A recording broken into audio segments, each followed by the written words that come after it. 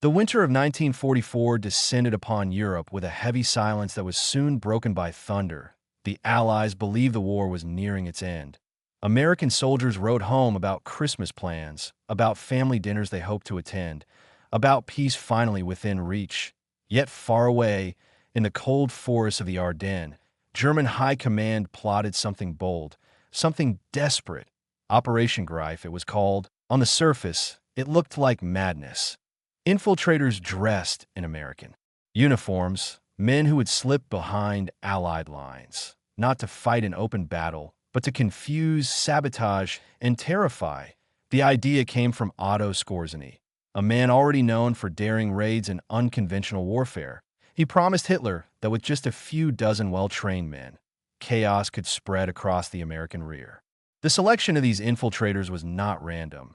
The Germans scoured units for anyone who had studied in America, for men who had worked with foreign prisoners, for those who could imitate an accent or even just mumble convincingly enough to pass as tired GIs. They practiced endlessly, repeating phrases like, "What's up, buddy?" and "Where's the chow line?" They memorized baseball teams, Hollywood actors, the layout of American road signs. Some even rehearsed chewing gum, an American habit that felt awkward to them, but was essential for authenticity. The smallest detail could mean survival or death. Their mission was simple in description, terrifying in execution. Once disguised, they were to slip through gaps in the front, redirect American convoys, spread false orders, sabotage fuel depots, and cut communication wires. One man might simply twist a road sign so that a column of tanks drove the wrong way. Another might answer a question confidently, only to mislead entire companies into retreating or advancing into ambushes. They would be ghosts, wearing friendly faces. At first, it seemed to work. American soldiers began reporting strange encounters. A jeep would pull up, filled with men in UWII uniforms, yet something felt slightly off. Perhaps it was the way one of them pronounced New Jersey, or how another hesitated when asked who won the World Series last year. Some of these details were subtle, but suspicion spread quickly. Rumors ran along the front lines. The Germans are here, and they look just like us.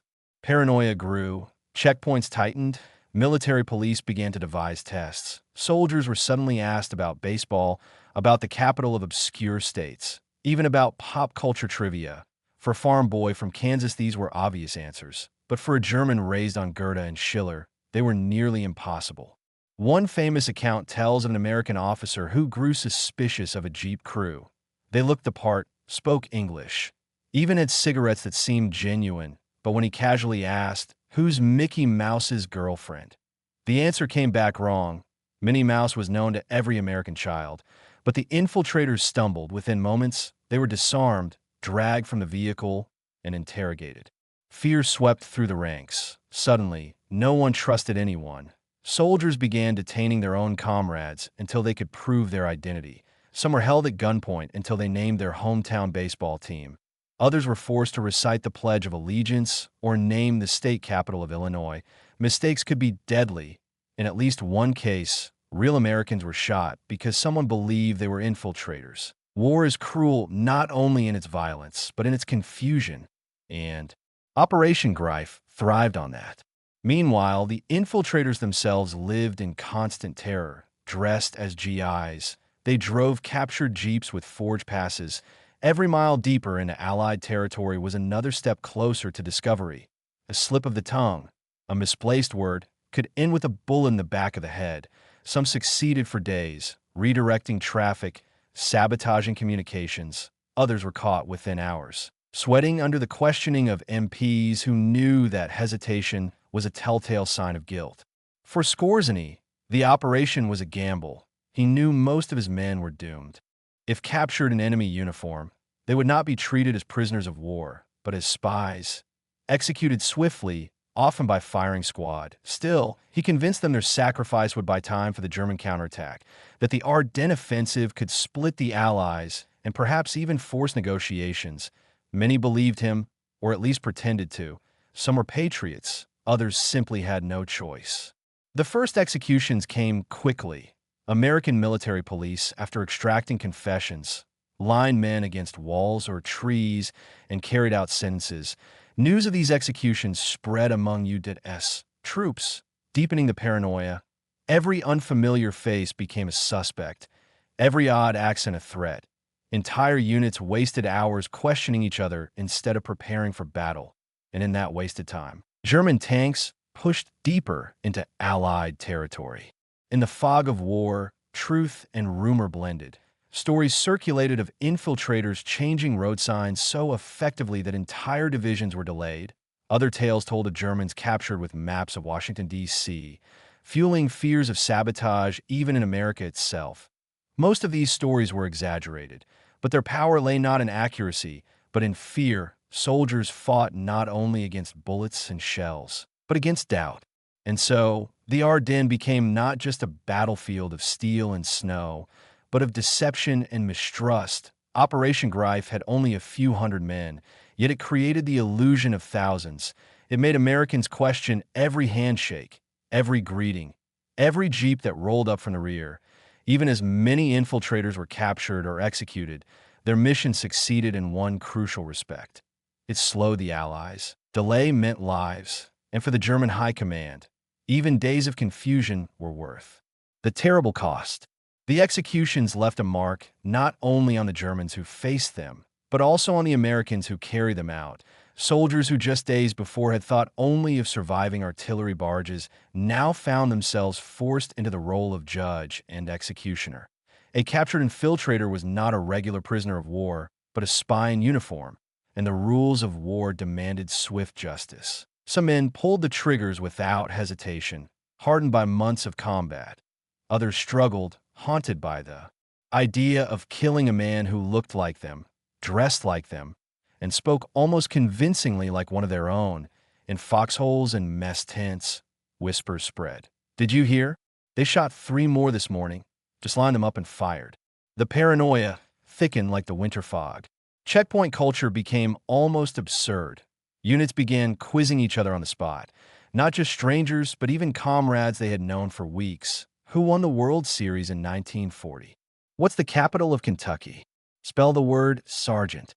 The questions grew stranger by the day, some bordering on comedy. One soldier recalled being asked the name of Superman's girlfriend. Another remembered being stopped and forced to sing the chorus of a popular Frank Sinatra tune. For the young men who had grown up with baseball cards, movie theaters, and radio shows, these are trivial questions for Germans trained in months of rushed language lessons. They were traps waiting to be sprung. And yet, not every test worked as intended. In one incident, an American major confidently declared that the capital of Illinois was Chicago. The military police officer who stopped him almost arrested him on the spot, forgetting that the true capital was Springfield. Laughter followed afterward, but the incident proved the danger of relying too heavily on trivia. Mistakes in geography or baseball knowledge were common even among Americans, and more than one innocent soldier found himself detained, questioned, and threatened with execution simply because he hesitated or gave the wrong answer. War blurred certainty, and fear amplified every doubt. Behind the lines, the infiltrators lived in constant suspense. They were not fools. They knew the odds were stacked against them. Each time they approached an American checkpoint, the tension was unbearable. One false move, one slip in pronunciation, and their disguise would crumble. Some tried to play the part with overconfidence, cracking jokes, acting like carefree GIs. Others kept their heads low, hoping their silence would pass as fatigue. Occasionally, it worked. A jeep full of Germans once breezed through a checkpoint simply by waving and shouting, "Keep 'em moving, buddy!" As if they were in a hurry, the Americans, cold and exhausted, waved them through without a second thought.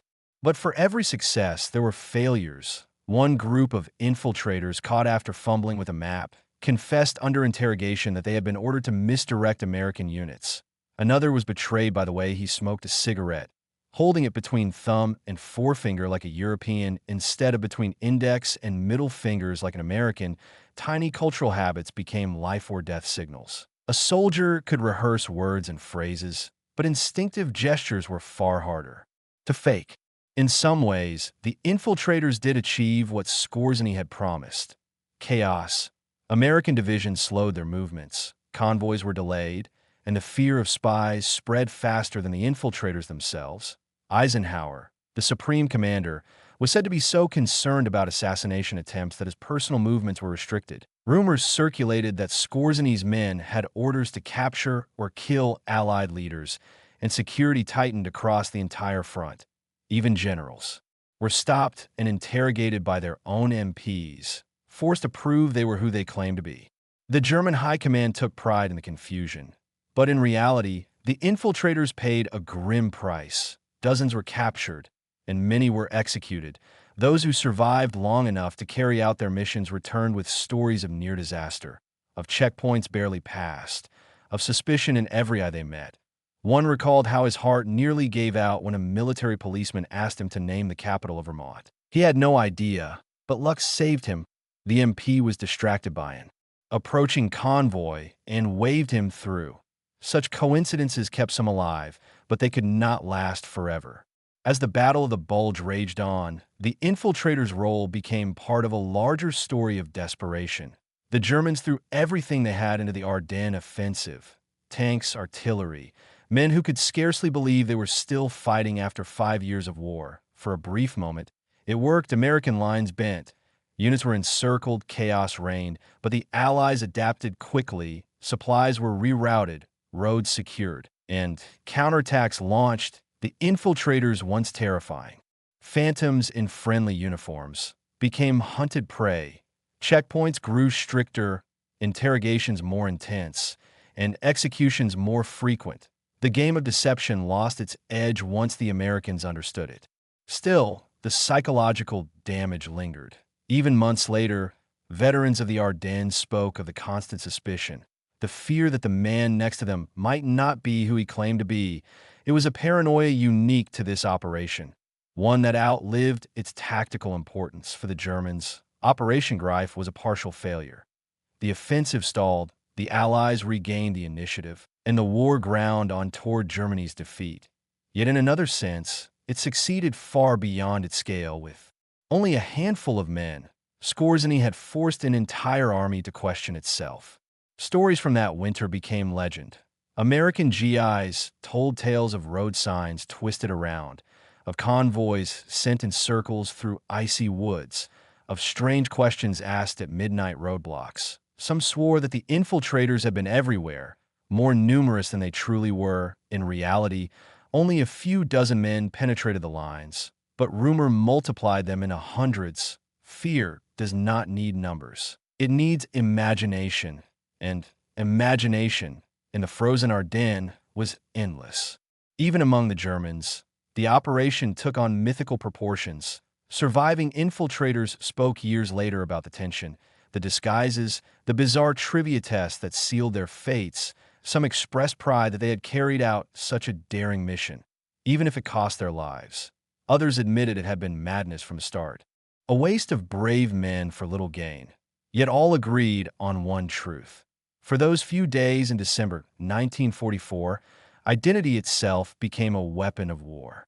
The battle would go on, shifting from chaos back to brutal clarity as tanks clashed and artillery thundered. But Operation Greif left a shadow, a story that outlasted the snow. It became a symbol of the strange, unsettling ways war could be fought, not just with bullets and shells, but with deception, disguise, and doubt. The snow in the Ardennes did not simply cover the fields and forests. It muffled sound, swallowed footsteps, and created a stage on which deception could thrive. American patrols moved cautiously through villages, scanning every shadow, suspicious of every uniform. They had learned the hard way that a friendly jacket did not guarantee a friendly heart. The psychological toll was immense. Soldiers who once greeted each other with a quick nod now demanded passwords, questions, and proof, even. Friendships were strained by doubt. A wrong answer could mean detention or worse. The Germans had turned trust itself into a weapon. In the rear, officers drafted new protocols. Units were instructed to challenge anyone who seemed uncertain, anyone who hesitated. Some commanders insisted on daily password changes. Others adopted codes tied to American culture. Baseball scores, Hollywood celebrities, slang that only a true GI would know. But the irony was clear. Not every American soldier knew these details either. A farm boy from rural Idaho might never have watched a baseball game in his life. A city kid from Brooklyn might stumble over the name of a state capital. And so the system cracked under its own weight, detaining more friends and foes. For the infiltrators, the pressure grew unbearable. Those still at large had to maintain their covers with perfection. They drove, captured jeeps, waved forged papers, and feigned exhaustion like the real soldiers they imitated. Some pulled it off with remarkable skill. One group managed to redirect an entire supply convoy, sending trucks loaded with fuel down an isolated forest road where they were later ambushed. Another slipped into a communications post, cut telephone wires, and disappeared before suspicion fell on them. But for every successful act, another ended in disaster. A single misplaced word, an accent too sharp, a gesture too foreign. These were enough to unravel a disguise that had taken months to prepare. Captivity was merciless. Those caught were interrogated ruthlessly. American officers wanted not only to confirm guilt, but to extract details. How many more were out there? What were their orders? Were they operating? Some infiltrators broke quickly, terrified of the firing squad that awaited them. Others clung stubbornly to silence, gambling that they might survive as prisoners of war if they revealed nothing. But the rules of war were unyielding. Disguised in enemy uniforms, they were not soldiers. They were spies, and spies did not receive mercy. Executions became almost routine, carried out in secluded courtyards behind barns, or in the woods at dawn. Shots echoed, bodies fell, and the snow drank their blood. Among American troops, these scenes created both satisfaction and unease. Satisfaction because justice seemed swift and decisive. Unease because the infiltrators looked so much like themselves. Some young MPs confessed years later that they had nightmares of shooting men who wore the same boots, the same jackets, the same helmets as their own. It was as if they had executed shadows of themselves. The war had already blurred morality. But Operation Greif pushed that blur into terrifying clarity. Beyond the Ardennes, similar tactics unfolded across other fronts. On the Eastern Front, Soviet partisans disguised themselves in German uniforms, slipping behind enemy lines to sabotage railways and assassinate officers. In some cases, they managed to infiltrate entire command posts. Listening to conversations before striking, German soldiers, hardened and brutal, responded with equal ruthlessness, executing suspected partisans without trial. The line between soldier and spy dissolved in those frozen forests, just as it did in the Ardennes. Disguise became a weapon wielded by both sides. The British, too, had long practiced deception. Their commandos, trained for daring raids, sometimes donned German uniforms to slip into occupied ports or fortifications. For them, the disguise was not only a tactic but a survival tool, giving precious seconds of hesitation from an enemy sentry before the gunfire began. These operations were small in scale, but dramatic in effect. Adding to the myth that war was as much about trickery as firepower, every army, it seemed, understood that uniforms could lie. Back in the Ardennes, paranoia reached its peak when rumors spread that the infiltrators had orders to capture or even assassinate Eisenhower himself. The Supreme Commander became a prisoner of his own security, his movements restricted, his headquarters turned into a fortress. MPs patrolled with grim faces, aware that a single infiltrator with the right disguise could wreak havoc at the very heart of Allied command. The threat may have been exaggerated, but fear magnified it until it seemed entirely possible. For days, the war's most powerful general lived under a cloud of suspicion, the victim of a plan carried out by only a handful of men. This paranoia seeped downward, infecting every level of the army. A jeep approaching a checkpoint at night could trigger panic. Soldiers raised rifles at the silhouettes of their own comrades until passwords were shouted, until questions were answered. Misunderstandings turned violent. One night, an American patrol fired on a returning unit. Convinced they were disguised Germans, the mistake cost lives. And though officers tried to hush the details, the story spread, deepening mistrust. War kills with bullets, but it also kills with fear, and in those weeks the fear of betrayal was sharper than the cold. Meanwhile, the infiltrators who had not been caught continued their missions. Some altered road signs so subtly that American units lost hours, sometimes entire days, navigating wrong roads. Others spread false rumors, whispering of breakthroughs and retreats that did not exist. Information became another battlefield, where lies moved faster than bullets. A single jeep of Germans could sow confusion in multiple regiments simply by acting with confidence, by pointing the way and saying, "That's the route, move along." In the fog of war, confidence was often mistaken for authority. For all its daring, Operation Greif was doomed by mathematics. A few dozen men, no matter how skilled, could not sustain deception indefinitely against an army of hundreds of thousands. The Americans adapted, learning to spot the subtle giveaways, tightening their checkpoints, and responding with brutal efficiency to every captured infiltrator. The German offensive itself faltered as fuel ran out, as weather shifted. As Allied resistance stiffened, the infiltrators had bought time, but not enough. The tide turned, and with it the fate of those disguised phantoms. Yet their legend endured.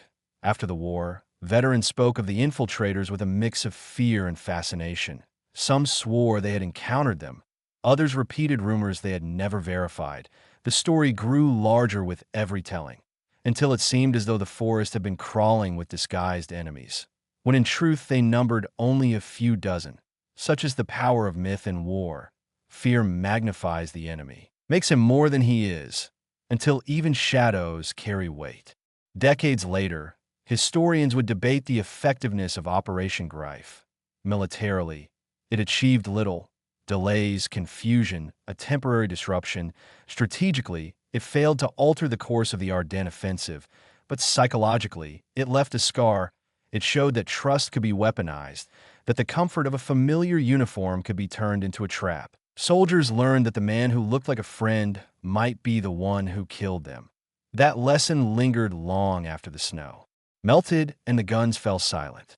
For the men who lived through it, whether as infiltrators or as soldiers who hunted them, the memories remained vivid. A German soldier remembered chewing gum until his jaw ached, trying to mimic an American habit.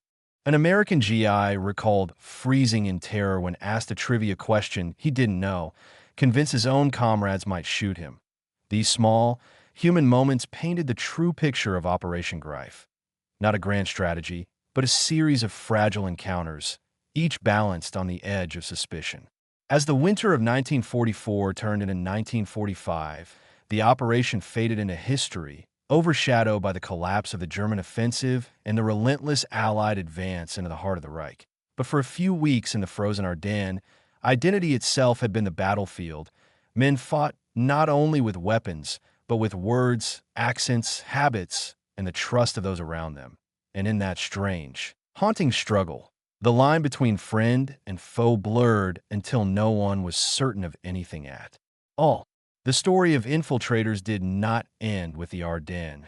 The idea of disguise, of wearing the enemy's skin, had existed long before and would outlive the war itself. In 1944 and 1945, it became part of the mythology of the front, a tale soldiers retold in tents and barracks, sometimes with fear, sometimes with laughter. One man swore he saw a German officer try to order American troops to move an entire roadblock, only to be unmasked when he mispronounced the word lieutenant. Another claimed that infiltrators had carried American cigarettes, Lucky Strikes in authentic-looking packs, but the cigarettes burned faster and tasted bitter, betraying their origin. Whether true or not, such stories carried weight because everyone wanted to believe that the war was not only fought with tanks and shells, but also with cleverness, trickery, and daring gambles.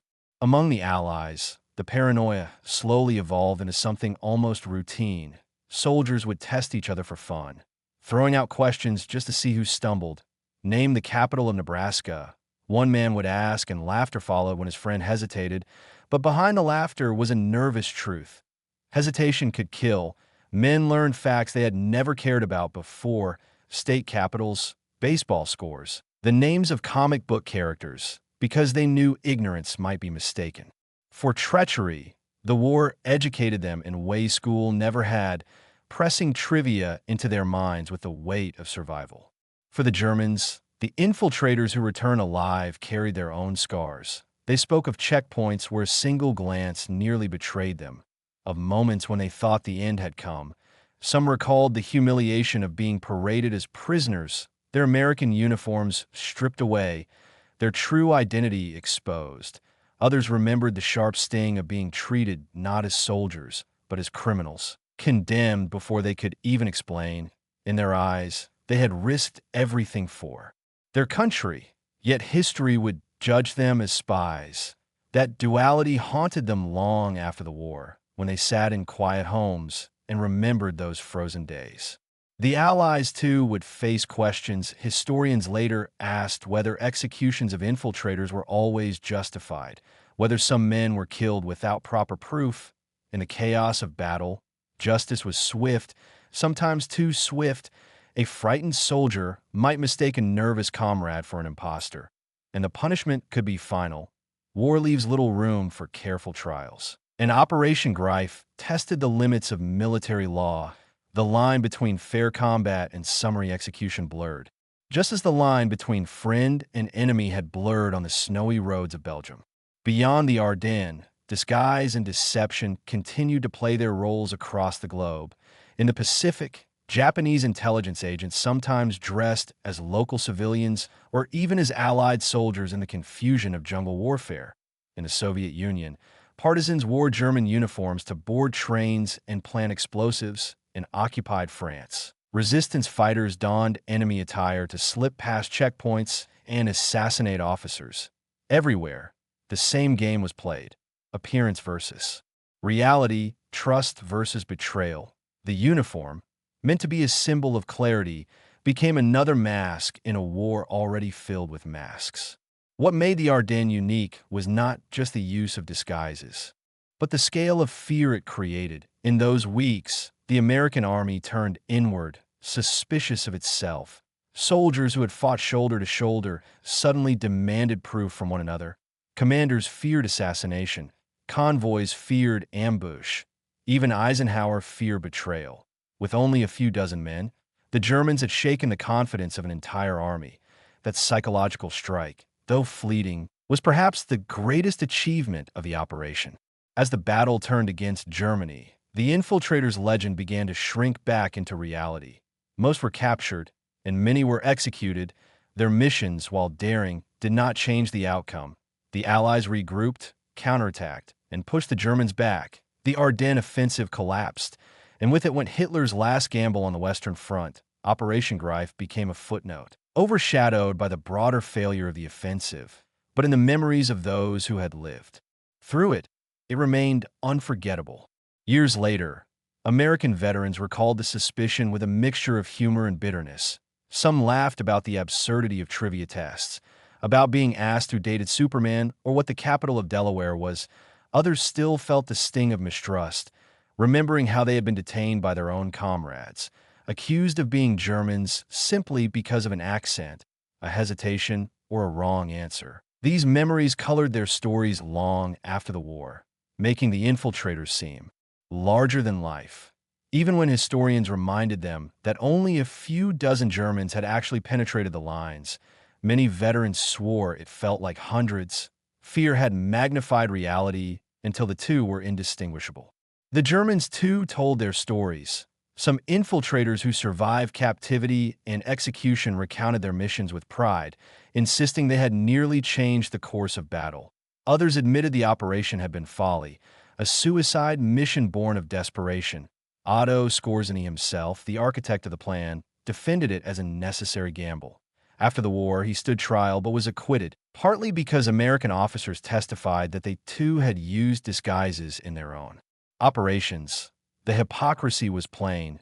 Disguise was condemned when used by the enemy, but celebrated when used by one's own side. War is always seen differently depending on which uniform you wear. Operation Greif's legacy outlived the war in unexpected ways. It became a staple of books, documentaries, and even films, a symbol of the strange tactics that desperation can produce. For audiences, it was thrilling to imagine Germans dressed as Americans, slipping through the lines, fooling entire units. For veterans, It was a reminder of just how fragile trust could be, even decades later. Some admitted they still hesitated when a stranger in uniform approached them, as though part of that winter paranoia had never left. In truth, the operation had little strategic effect. The Ardennes offensive failed, the Allies advanced, and the war ended with Germany's surrender. But in the realm of memory, Operation Greif loomed large. It was not about victory or defeat, but about fear, about the unsettling realization that appearances could no longer be trusted. Soldiers had learned that the enemy might wear their clothes, speak their language, even share their cigarettes. That knowledge was more disturbing than any tank or artillery barrage because it cut to the heart of human instinct, the need to recognize friend from foe. As the war drew to its bloody close, the story of the infiltrators joined the countless other tales of courage, desperation, and cruelty. It was retold in smoky bars, in veterans' reunions, in classrooms where history tried to make sense of chaos. Each telling added new details, some true, some imagined, until the line between history and legend blurred as surely as the uniforms had. The truth was that only a handful of men had dressed as Americans in those cold days of December. But in the minds of those who remembered, they were everywhere: shadows in the snow, voices in the night, questions asked at gunpoint. They were a reminder that war is not only fought with steel and fire, but with deception, with doubt, with the fragile thread of trust that binds men together. And so the tale of Operation Greif became more than a military episode. It became a parable about trust, identity, and the lengths to which desperate men will go when defeat closes in. It taught soldiers that a uniform is not always a guarantee of loyalty, that even the most familiar face may hide an enemy. It left a legacy not of triumph, but of suspicion, a shadow that lingered long after the snow melted from the Ardennes and the world tried to forget the war for those who lived through it. However, forgetting was impossible. They carried the memory with them, the sound of gunfire at dawn, the nervous laughter at a trivia question, the sight of a comrade staring suspiciously into their eyes. These were the true weapons of Operation Greif: fear, doubt, and the cruel reminder that in war, nothing is ever certain. The Ardennes campaign eventually ground down into exhaustion. The German push lost momentum, starved of fuel and strangled by Allied resistance. Yet even as tanks stalled and infantry retreated, the echoes of the infiltrators' work remained. Soldiers on both sides recalled strange encounters that blurred into myth. Some Americans swore they had spoken to Germans who pretended to be from Boston or Chicago. Others remembered bizarre interrogations at roadblocks, where an incorrect answer could end a man's life. These memories persisted long after the shooting stopped, proof that deception had carved its place into the collective mind of the war. Among American units, suspicion became second nature. A jeep approaching at night was never trusted until its passengers shouted the day's password. Even then, rifles often stayed raised, fingers tense on triggers. The paranoia created mistakes, and mistakes meant blood. Several real American soldiers were mistakenly arrested. Some even shot because they failed to give the correct answer quickly enough. Later, when tempers cooled, officers admitted that fear had made them reckless. But in the moment, with rumors spreading of Germans everywhere, hesitation was too dangerous. It was safer to suspect everyone than to risk letting an enemy slip by. For the infiltrators themselves, the weeks of Operation Greif were an ordeal of constant dread. Every mile deeper into enemy territory felt like walking on a razor's edge. They wore the clothes, smoked the cigarettes, carried the weapons of Americans. Yet inside they trembled at every glance, every question. Some managed to complete their missions and return. Others vanished without a trace, their disguises exposed. Their lives ended before dawn by firing squads in frozen fields. The survivors carried those memories into old age, haunted by the knowledge that they had gambled their identities in a most dangerous game of war. Otto Skorzeny, the mastermind of the plan, emerged with his reputation strangely enhanced. Though the operation achieved little strategically, his daring imagination impressed even his enemies. After the war, when he was tried for war crimes, American officers testified in his defense. acknowledging that the Allies had used similar deception tactics themselves. Their testimony helped acquit him. A bitter irony for those infiltrators who had died for his plan. Skorzeny became a legend, his name, whispered with a mixture of admiration and fear, a symbol of the dark art of unconventional warfare. Operation Greif also revealed the fragile boundaries of military law. The Geneva Conventions were clear. Fighting in enemy uniform was illegal, yet every major power had bent those rules at some point. British commandos wore German uniforms during raids. Soviet partisans disguised themselves to strike behind the lines. Even American intelligence had considered similar tactics. The war was full of shadows, where morality shifted with necessity. In the Ardennes, those shadows grew darker than ever. A uniform no longer guaranteed protection. It was no longer a shield of identity. It was a mask, and masks could hide anything. For ordinary soldiers, the memory of those days was not about strategy, but about emotion. They remembered the sudden tension when a jeep pulled up to a checkpoint. They remembered the sweat on their backs as questions flew. Baseball scores, movie characters, state capitals. They remembered the relief of hearing the right answers, the terror of hearing the wrong ones. Some laughed about it years later, calling it the strangest chapter of the war. Others could not laugh. They remembered the innocent men detained, the shots fired in panic, the eyes of prisoners who knew they would not live to see another sunrise. Those memories carried a heaviness that no victory could erase. The power of Operation Greif lay not in the damage it caused, but in the fear it inspired. Fear multiplied far faster than bullets. A few dozen men created the illusion of an invisible army. That illusion slowed movements, disrupted trust, and made soldiers second-guess even their own comrades. In the grand scale of the war, it changed little.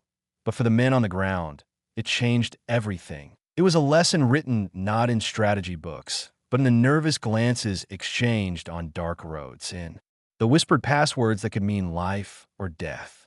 When the Battle of the Bulge ended, the snow melted into mud, and the Allies surged forward again. The infiltrators became ghosts of memory. The Germans retreated, leaving behind wrecked tanks, shattered villages, and the stories of disguised soldiers who had once walked among the Americans. The operation faded into history, overshadowed by the larger tide of defeat, but among veterans, the legend lived on decades later, when they gathered in reunions, when they told stories to their children and grandchildren. Operation Greif always surfaced. It was the story that best captured the madness of that winter, the paranoia, the sense that nothing could be trusted. It was, in its way, the perfect symbol of war. Confusion made flesh. As the war drew to its end in 1945, the world began to take stock of what had happened. Europe was in ruins, millions dead, entire nations scarred, in the rubble of Berlin and the ashes of villages across the continent. People asked how such destruction had come to pass.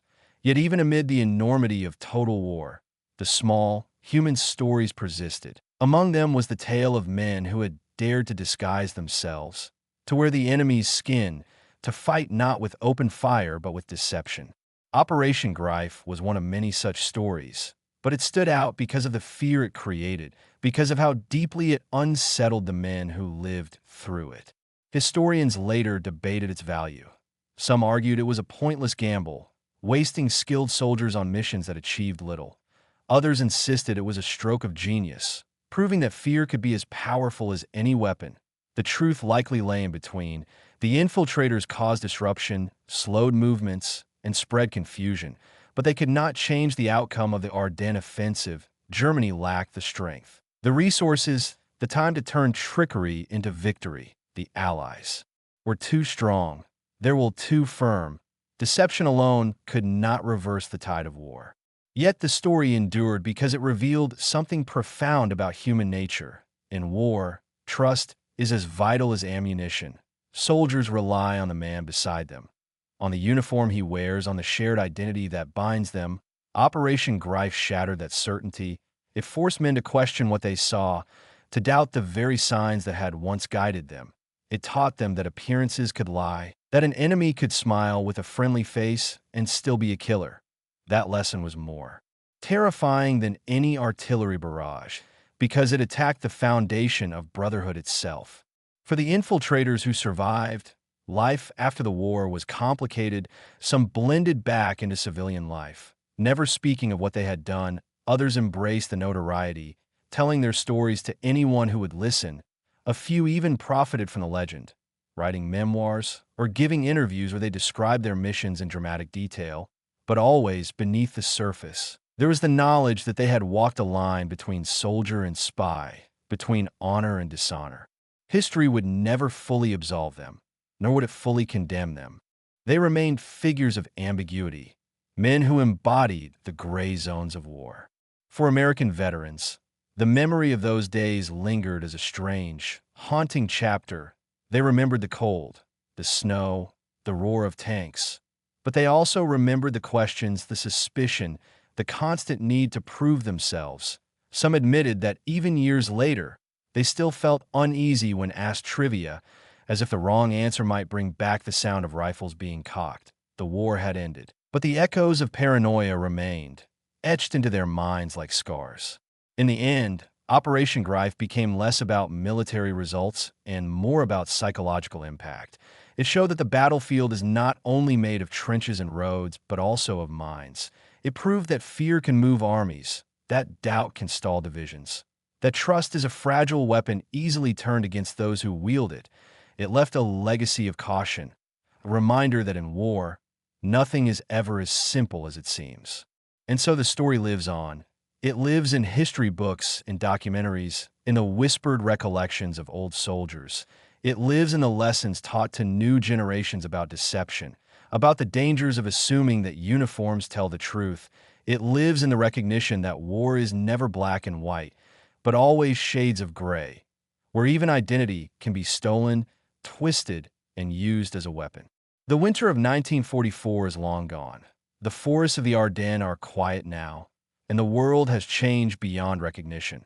Yet if you walk those roads and listen to the silence, you might still imagine a jeep rolling up at night, headlights dim, men inside wearing familiar uniforms. You might hear a voice ask a simple question: who won the World Series? And feel the weight of history in the pause before the answer. For in that pause lies the essence of Operation Greif. The uncertainty, the fear, the realization that in war, even the most ordinary details can decide between life and death. It is a story not just of soldiers and spies, but of humanity itself, caught in the shadows between trust and betrayal.